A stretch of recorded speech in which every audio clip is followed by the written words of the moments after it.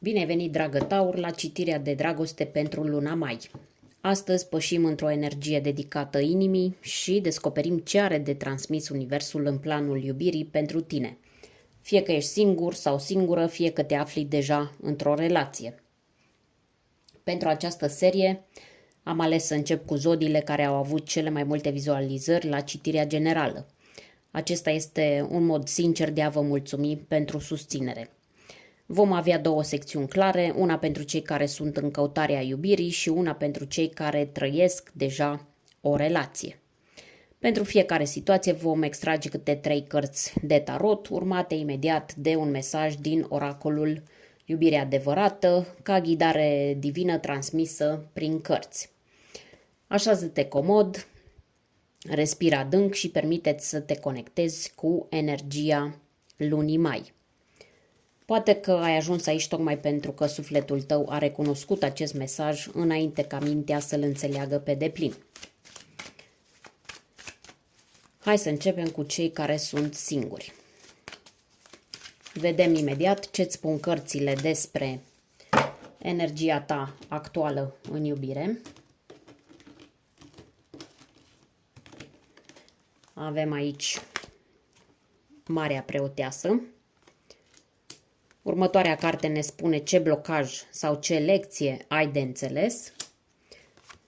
Și vedem ce tip de conexiune ar putea apărea pentru tine în luna mai. Interesante cărți avem până acum. Prima, Marea Preoteasă, a doua, 9 de spade și a treia este 10 de spade. Acum extragem și un mesaj din oracolul Iubirea adevărată. O ghidare intuitivă pentru cei care simt că sunt pregătiți să primească iubirea.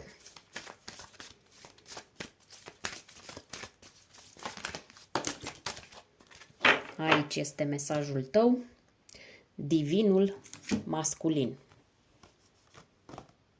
Se vede? Acum da.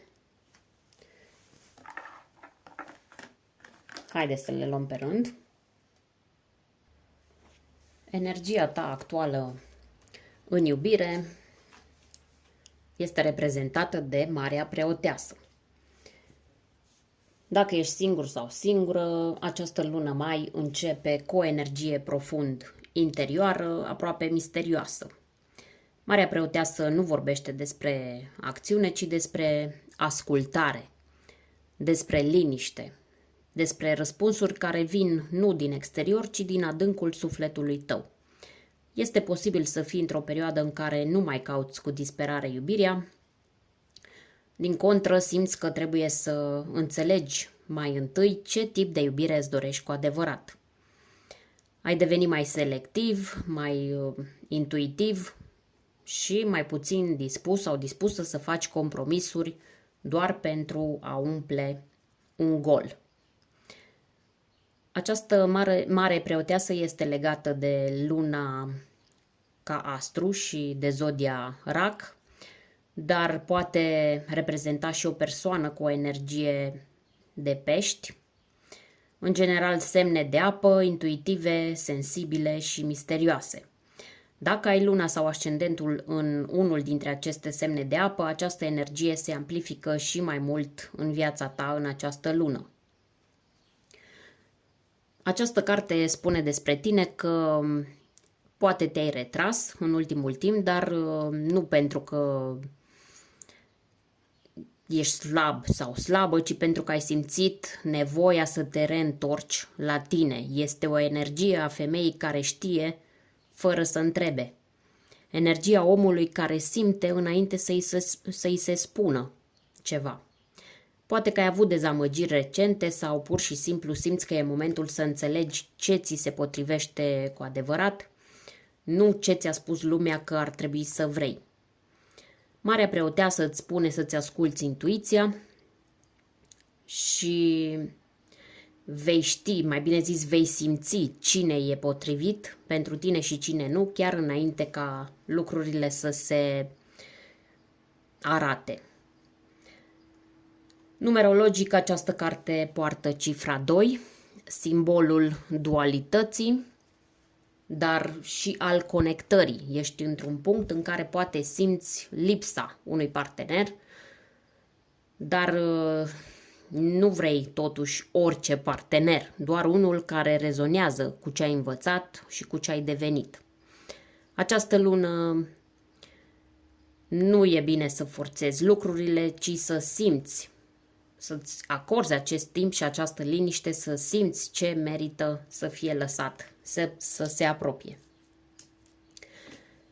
Așadar, dacă în ultimul timp simți că ai devenit mai tăcut, mai tăcută, mai atent la cine este în jurul tău și cine vrea să se apropie de tine, poate ai devenit chiar mai sceptic sau sceptică, nu este deloc ceva greșit. E doar un semn că ceva profund se pregătește în interiorul tău.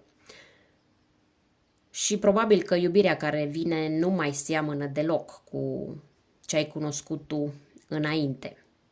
Următoarea carte ne spune ce blocaj sau ce lecție ai de înțeles. Aici avem 9 de spade. O carte care reflectă durerea pe care o porți în tăcere. 9 de spade este o carte a fricilor adânci, a gândurilor care nu-ți dau pace și a nopților în care te întrebi dacă e ceva în neregulă cu tine sau cu felul în care ai iubit în Pentru tine, ca taur, care ești guvernată de Venus, afecțiunea este o nevoie reală, dar această carte ne spune că la nivel inconștient este posibil să te temi de suferință mai mult decât îți dai voie să recunoști. Probabil că în trecut ai fost rănit sau rănită profund, poate ți s-a respins iubirea sau poate ai fost în relații în care ai dat tot și ai primit în schimb foarte puțin. Această lună te provoacă să nu mai eviți aceste răni, ci să le privești direct.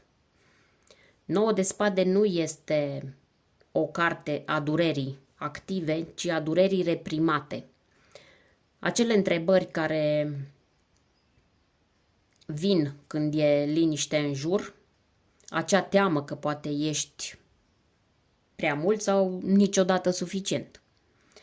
Această carte îți arată că vindecarea începe atunci când recunoști că ai suferit, că e în regulă să fi fost rănit sau rănită, dar că acea rană nu trebuie să-ți dicteze viitorul. Este și un moment excelent pentru a lucra cu iertarea, nu doar a celorlalți, ci a ta.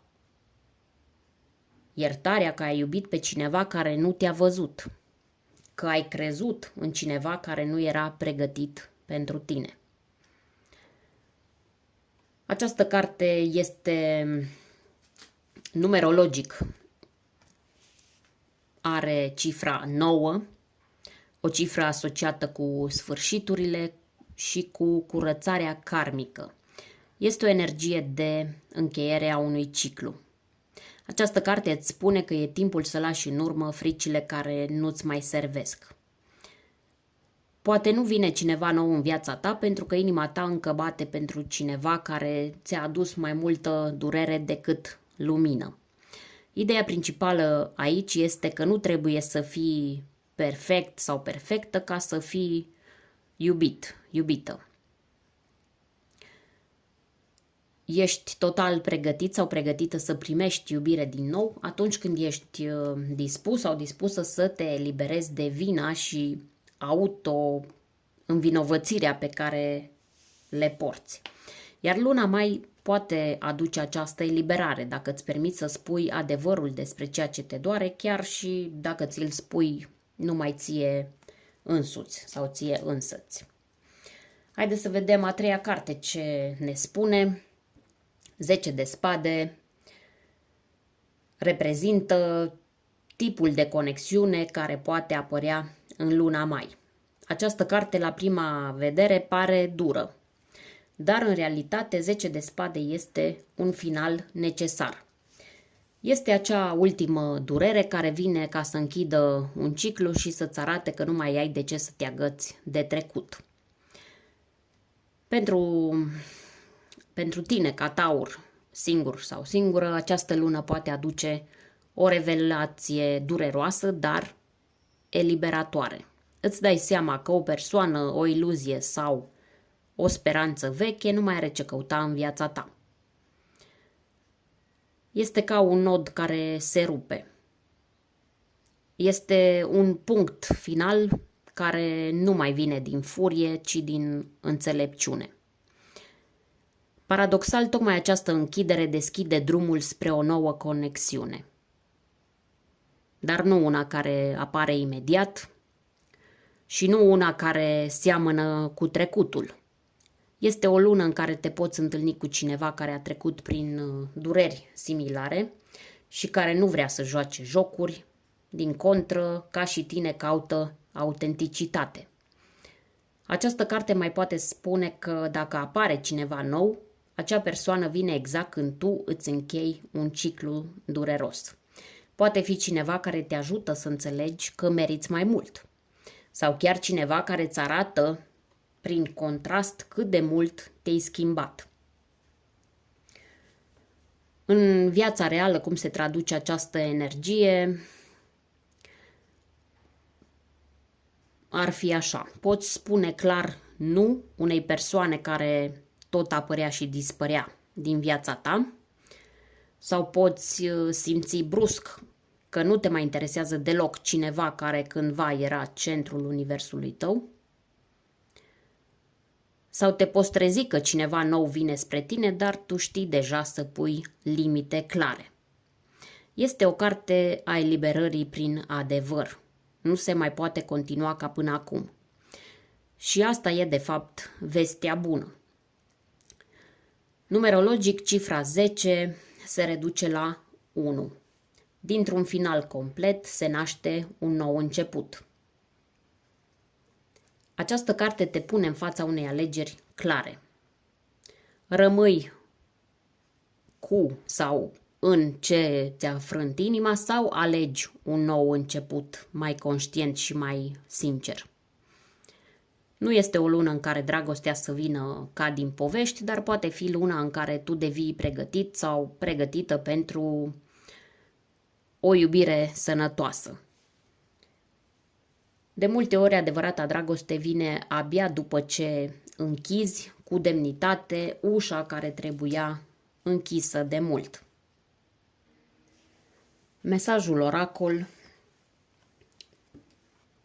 pentru tine care ești singur sau singură: divinul masculin vine ca o completare directă și profundă la tot ce am văzut până acum.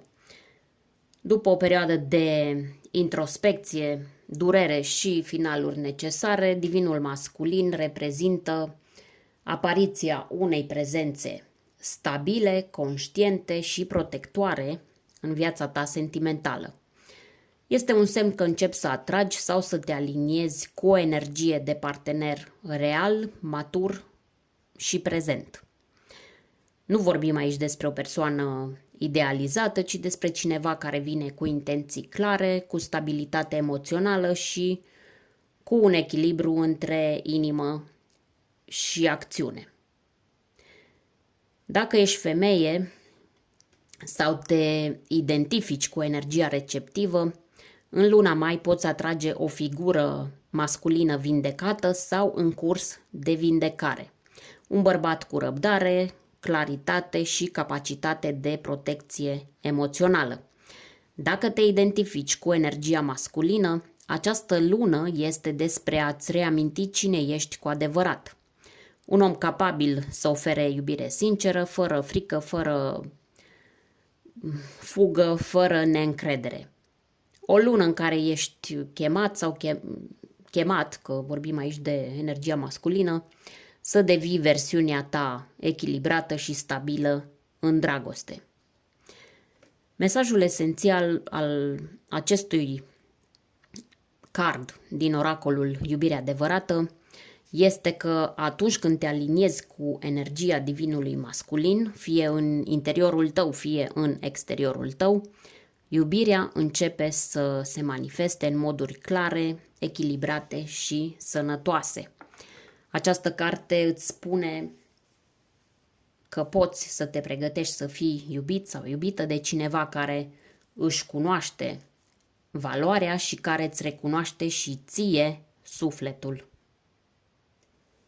Aceasta a fost partea ta din citirea de dragoste pentru luna mai. Dacă ai simțit că mesajele au rezonat cu tine, ia-le ca pe un semn că ești mai aproape ca oricând de o transformare profundă, nu doar în dragoste, ci și în felul în care te iubești tu pe tine.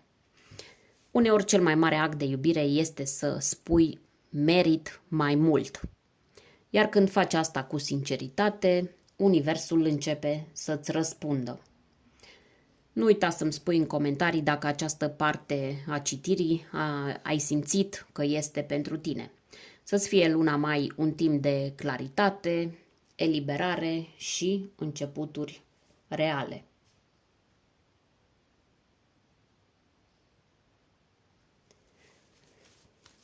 Dacă te afli într-o relație, aceasta este partea citirii dedicată ție. Vom vedea imediat împreună care este starea actuală a conexiunii tale, ce provocări pot apărea în luna mai și cum se poate transforma această relație în perioada următoare. Haideți să vedem care sunt cărțile.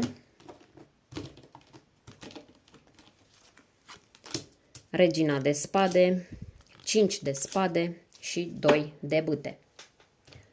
Extragem acum și un mesaj oracol din pachetul de cărți Iubire adevărată ca o ghidare divină pentru mai multă armonie, echilibru și înțelegere în cuplu.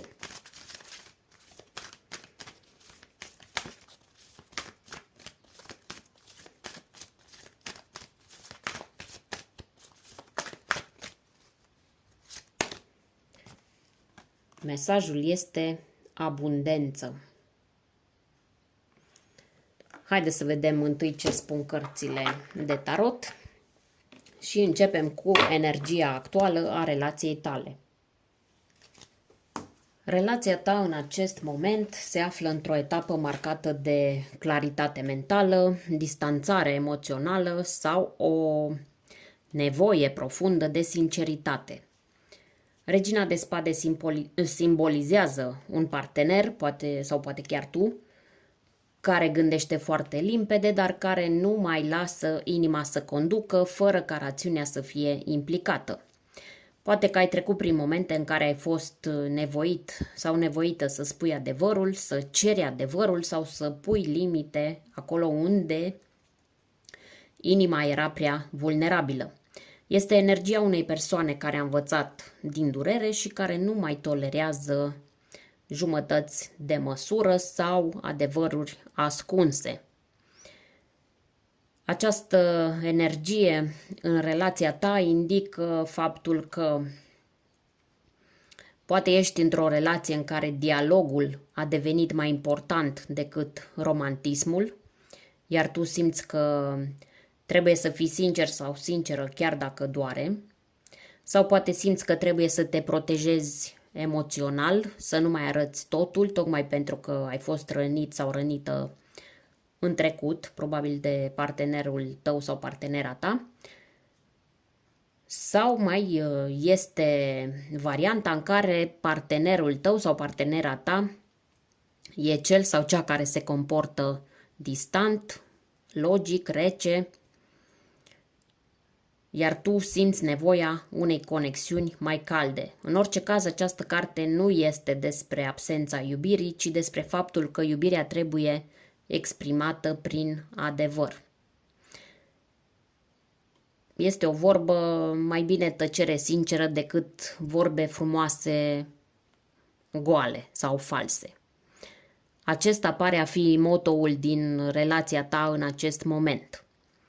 Regina de spade este legată de semnele de aer, gemeni, balanță, vărsător sau de persoane cu un stil de comunicare direct, cerebral și uneori tăios. În luna mai această relație cere maturitate, cuvinte clare și poate chiar decizii importante, fără jocuri, fără manipulări, fără ocolișuri. E o perioadă în care relația poate crește, dar doar dacă fiecare dintre voi are curajul să spună ceea ce gândește cu adevărat. A doua carte, 5 de spade, ne spune ce provocări pot apărea în relație. În luna mai, provocarea principală pare să fie lupta pentru cine are dreptate.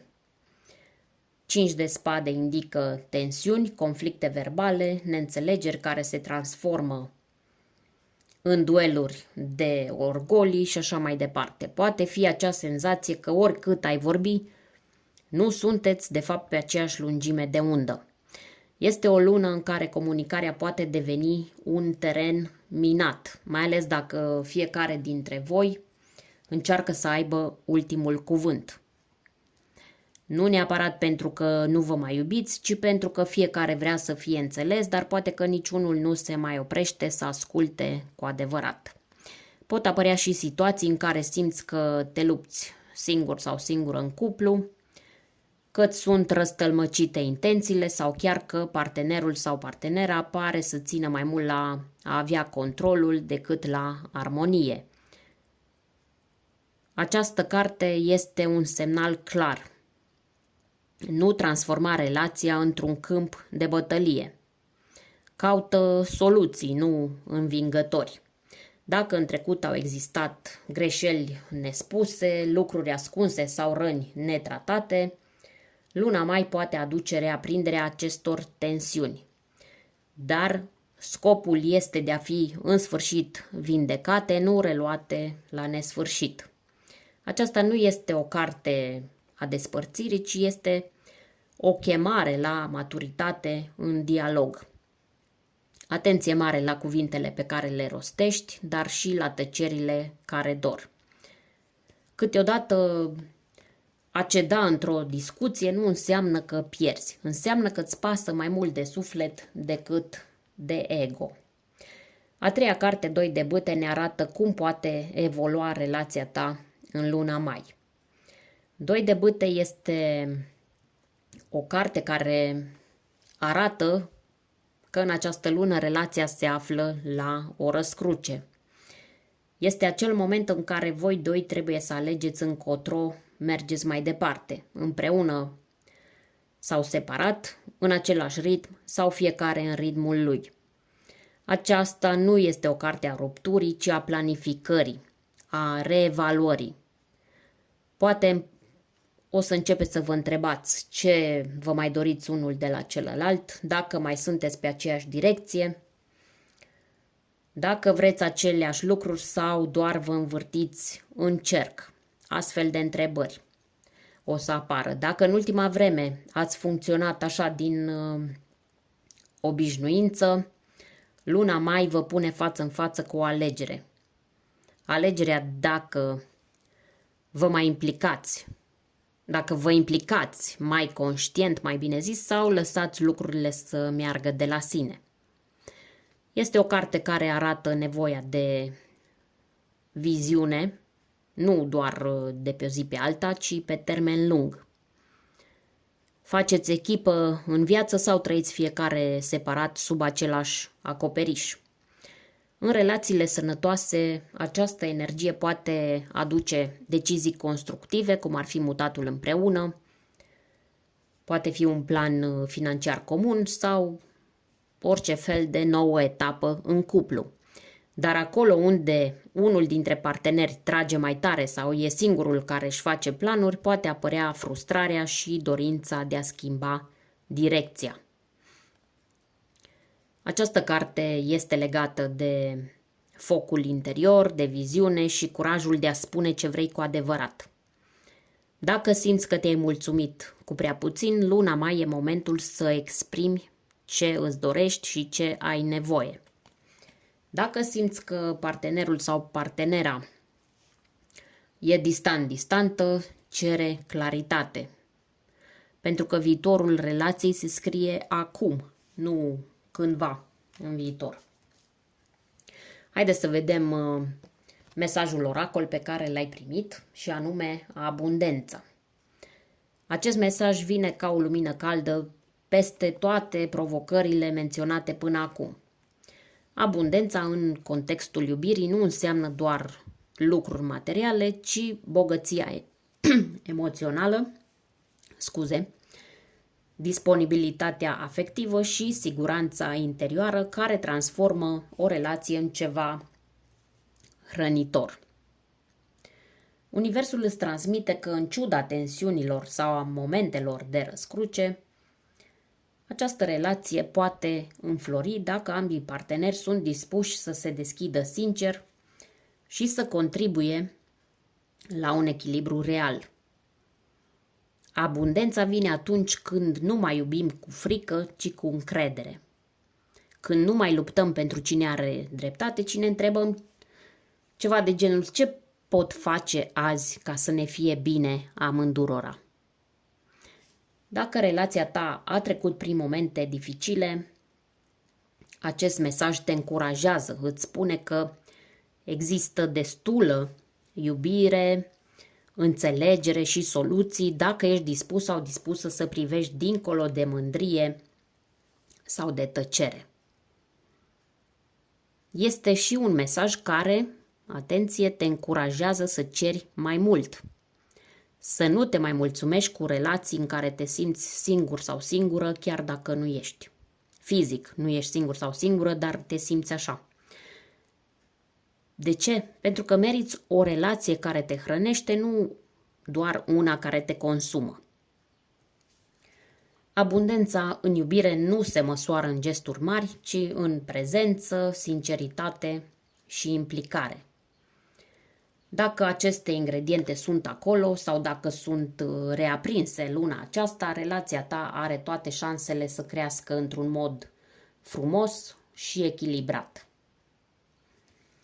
Dacă te-ai regăsit în mesajele pentru cei aflați într-o relație, sper că această citire ți-a adus mai multă claritate și poate chiar un strop de curaj. Curajul de a spune ce simți, de a asculta cu inima și de a construi mai conștient în doi.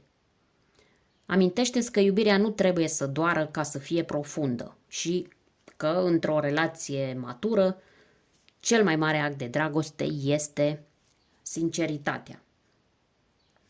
Dacă ai ajuns până aici, îți mulțumesc că ai ales să petreci acest timp cu mine. Spune-mi în comentarii dacă te-ai regăsit mai mult în partea aceasta pentru cei într-o relație, dacă ai tras cu ochiul și la citirea pentru cei singuri și spune-mi cum simți că te influențează luna mai în planul iubirii. Dacă ți-a plăcut citirea, lasă un like ca semn că ai trecut pe aici și că mesajul a ajuns acolo unde trebuie. Iar dacă vrei să primești și următoarele citiri, te poți abona dacă nu ai făcut-o deja și poți activa clopoțelul. Să-ți fie luna mai o lună de vindecare, de alegeri conștiente și de iubire adevărată.